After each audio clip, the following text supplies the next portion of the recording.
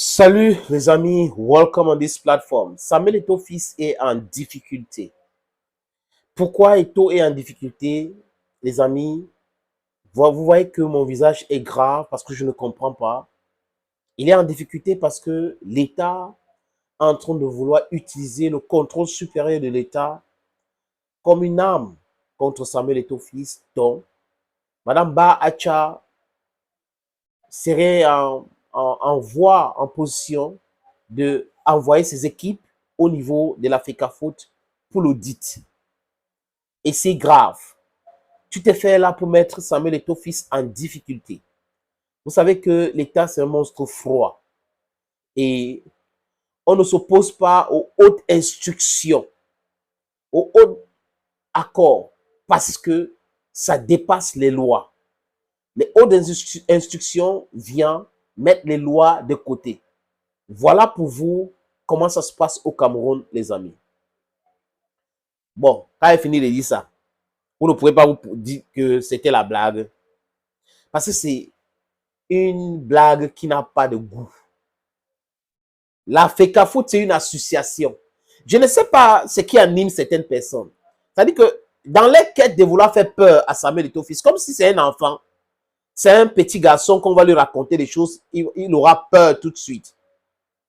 Vous savez, il vient avec des histoires. L'État a emprunté de l'argent à la FECAFOOT, 2,7 milliards. Et il n'y a pas d'audit sur l'utilisation de cet argent. Vraiment, Samuel Eto'o fils n'a pas encore remboursé cet argent et il ira en prison. Il ne sait pas ce qui anime ces gens-là, les amis. Le droit basique que nous tous, nous avons fait.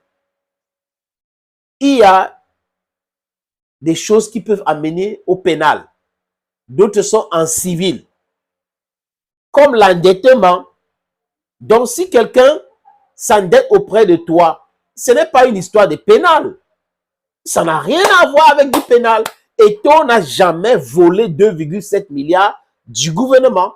La Fédération camerounaise de football a emprunté cet argent pour faire quoi? Pour la Coupe du Monde. Que le gouvernement camerounais considère, je parle de l'équipe nationale, comme son élément ou son outil de la propagande. Cet argent a été utilisé par la Fédération camerounaise de football pour gérer les joueurs et d'autres aspects de cette Coupe du Monde. Posez-vous la vraie question. Pourquoi on n'a jamais parlé de l'audit qui concerne les autres agents qu'on a donnés aux différentes équipes depuis belle lurette? Pour aller en 94, il y a eu un scandale financier. Est-ce que quelqu'un est allé en prison? L'argent a disparu entre Paris et New York.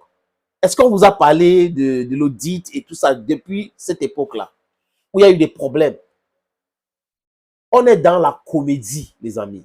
On est dans un pays où les gens pensent que, parce qu'on les a nommés quelque part, ils peuvent piétiner tout le monde. Et comme on les a nommés, tout le monde doit les respecter, même quand ils piétinent les règles. Quand les gens me disent l'État est un monstre froid, mais pourquoi est-ce que les gens gagnent les procès contre les États? Les États qui ont des meilleurs juristes, qui ont des conseillers, mais les gens gagnent le procès contre l'État parce qu'on a des gens dans ces États-là qui font des choses sans toutefois respecter les règles établies. Quand je parle de règles établies, ça veut dire que les lois et les réglementations. Maintenant, quand vous dites qu'il y aura l'audit à la FECAFOOT, l'audit par rapport à quoi? Ça s'appelle l'ingérence. L'Assemblée générale de la FECAFOOT n'a jamais dit que Samuel Eto'o a détourné de l'argent. D'ailleurs, est-ce que c'est lui qui signe l'argent? Est-ce que c'est dans son compte qu'on verse cet argent-là? Tout ça, ça ne marche pas. C'est que les gens sont aux abois. Donc, ils trouvent des différentes explications. Vous savez, moi, les combis, l'autre a même dit de façon ridicule. Moi, les combis écrivent seulement bien le français, mais les gens qui sont derrière, vraiment, c'est des monstres. Mieux vaut un euro vivant qu'un matin mort. Du n'importe quoi.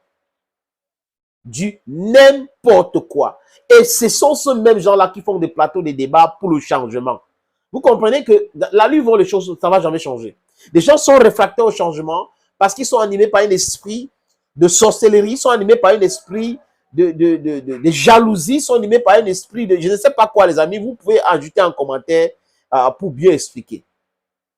Si l'État du Cameroun demande à la FECAFOOT de rembourser 2,7 milliards, la FECAFOOT peut signer les accords avec l'État sur l'échéancier de remboursement et des moratoires et autres, ça dépend. C'est comme ça qu'on procède. Ce n'est pas l'audit, ce n'est pas la prison. Pour 2,7 milliards, ce n'est pas la prison. L'endettement, la FECAFOU reconnaît, oui, l'État nous a emprunté tel montant et nous allons rembourser comme ça, pour finir avec cette... C'est de ça qu'il est question. Donc, ça n'a rien à voir avec la prison. Absolument rien à voir. Maintenant, si l'État est fatigué, l'État peut dire, OK, la Fédération camerounaise, prenez votre équipe nationale, gérez comme vous voulez. Et vous pensez qu'il n'y aura pas de sponsors pour gérer cette histoire? C'est parce que la classe gouvernante depuis 43 ans au Cameroun a su que le football, c'est quelque chose qui réunit les Camerounais. Donc, il faut utiliser ce football-là pour endormir les gens et continuer à pénaliser leur système de gouvernance éternellement. C'est pour cette raison qu'il y a eu cette convention en 2015. Et cette histoire de ne pas vraiment regarder les textes et comprendre que le ministre, son but, c'est l'humilier Eto'o. Et si Eto'o refuse cette humiliation, ça devient que c'est l'affront contre le gouvernement. Non, ça n'a rien à voir. Si un membre du gouvernement ne fait pas bien son travail, d'ailleurs, on a plein de membres du gouvernement qui ont fait des choses que les gens ont contestées et ces membres du gouvernement sont finis ou en prison. Il y a un ministre de télécommunications, paix à son âme aujourd'hui, en 97, qui avait dit à l'Assemblée nationale que celui qui m'a nommé me fait confiance dans les hautes instructions sur les histoires des détournements d'à peu près 150 millions et plus.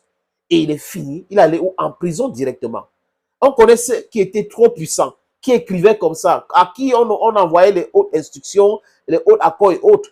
Donc, ce n'est pas parce que vous êtes membre du gouvernement que vous allez... C'est-à-dire qu'il sortit des choses de bas étage. On va auditer, on va faire ceci. L'audit, ce n'est pas synonyme de la prison.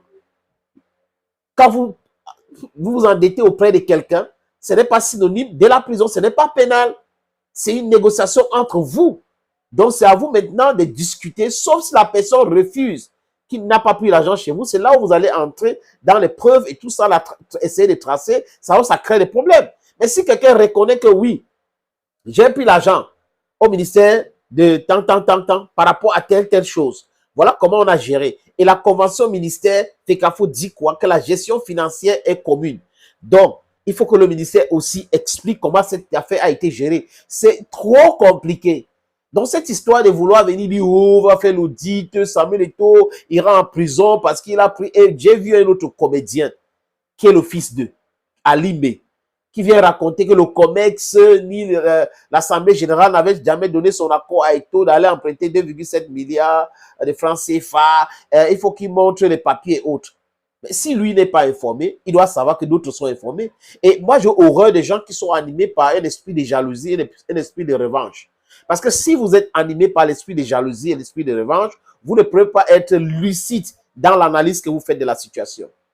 So, if you have nothing to say, shut up. Thank you, friends, and bye-bye.